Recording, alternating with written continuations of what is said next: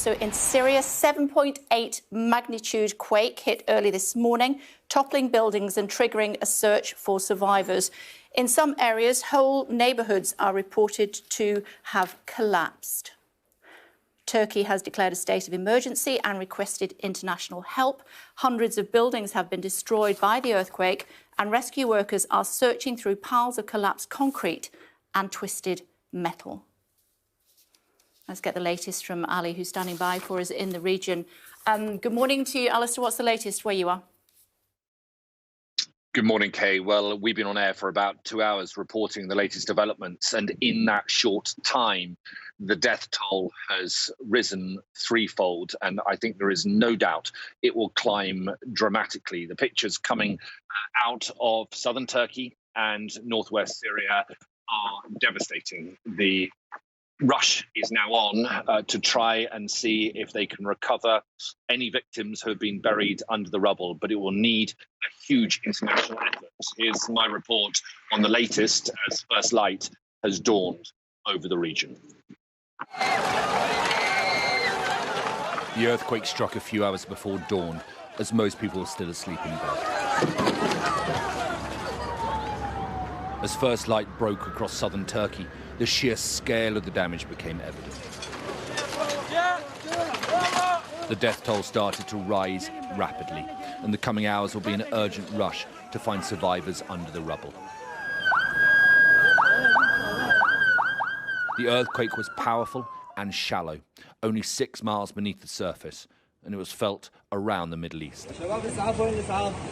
Some of the worst reports of devastation are coming out of northwest Syria, where many of the buildings are already damaged from 12 years of civil war, and there are hundreds of thousands of refugees. Turkey has declared a state of emergency and already requested international support.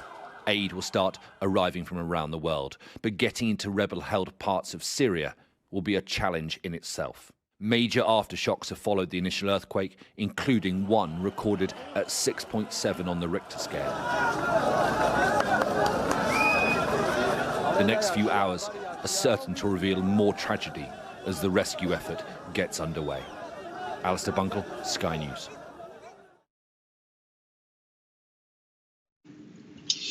So as you can see from the pictures there, and they're emerging sort of every few minutes out of southern Turkey and northwest Syria, the devastation looks extreme and it looks widespread. The rescuers, and Turkey has a history of earthquakes, so there will be a degree of expertise already on the ground in Turkey.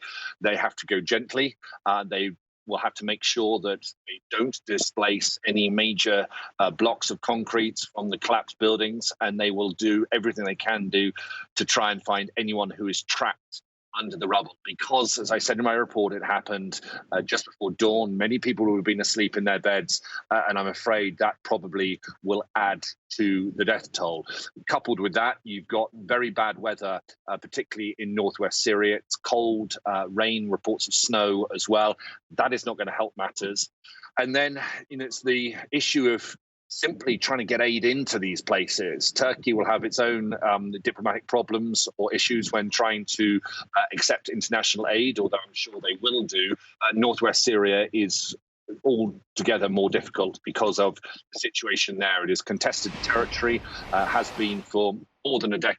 It's war ravaged. Many of the buildings already in a very, very poor condition, and you've got hundreds of thousands of refugees. There is an aid hub in Dubai, which is obviously not far away in the region, warehouses stuffed full of humanitarian aid, things like medicine, food, shelters, and specialist equipment that will be ready to go, but they will need to try and negotiate access in there, and they will need to do it as a matter of urgency, because in situations like this, it is no exaggeration to say that every minute counts, and particularly the first few hours after an earthquake like this, they try and find anybody who is still alive buried under the rubble.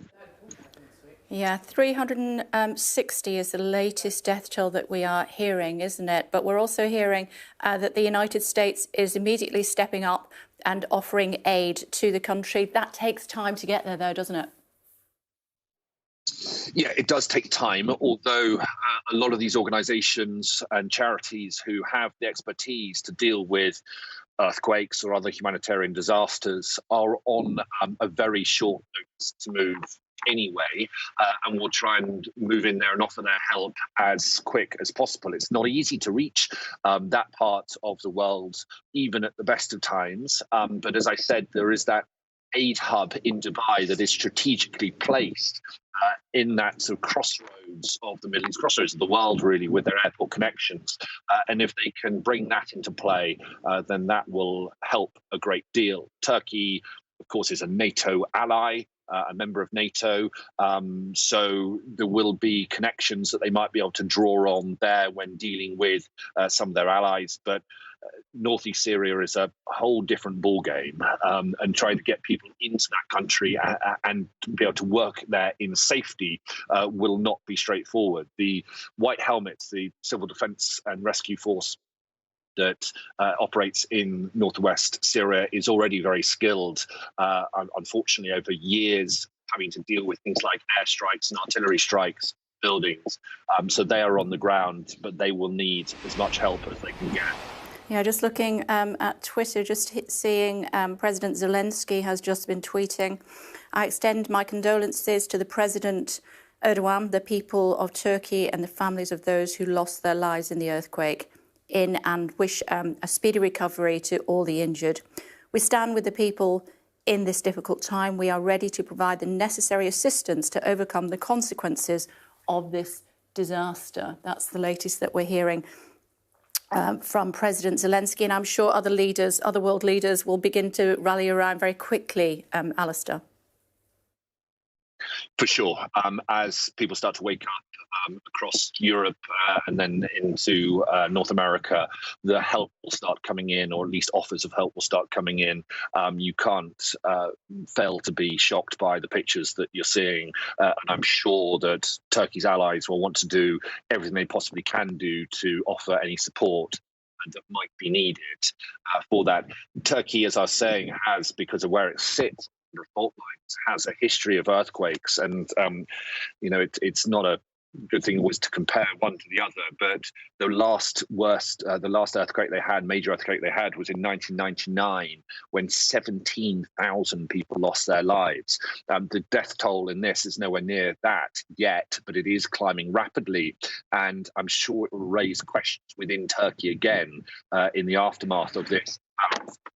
Building standards, housing standards, and whether or not a lot of the infrastructure, particularly in southern Turkey, which is a slightly poorer area of the country, whether or not they are built to sufficient standard to withstand earthquakes, given the history and the vulnerability Turkey has to suffering natural disasters like this.